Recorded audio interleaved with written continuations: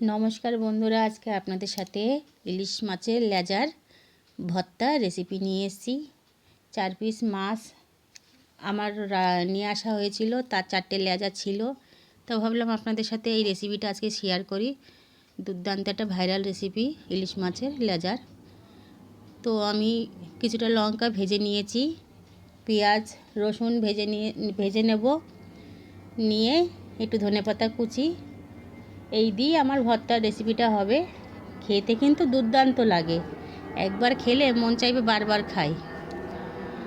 তো আমার এই গাছের ধনেপাতা ছিল, এ তো আপনারা আগের ভিডিও আমার দেখেছেন যে কিছু ধনেপাতা লাগিয়েছি, লঙ্কা গাছ আছে, পালং শাক লাগিয়েছি।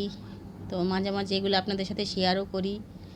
তো শিলনোড়াতে 4টে আমি লেজা থেতো করে নিয়েছি। নেওয়ার পরে আমি কাটাগুলো বেছে নিয়ে এবার শুকনো লঙ্কা দিয়ে, পেঁয়াজ দিয়ে, রসুন দিয়ে, ধনেপাতা দিয়ে মেখে নেব ভালো করে।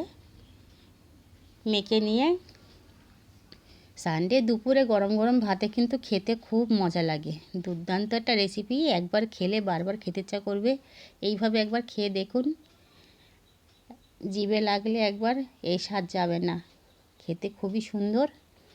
তা আমার মন ছিল আজকে আপনাদের সাথে শেয়ার করলাম। তো খেয়ে দেখি কেমন লাগে, তারপরে বলছি। ওহ, দারুণ খেতে।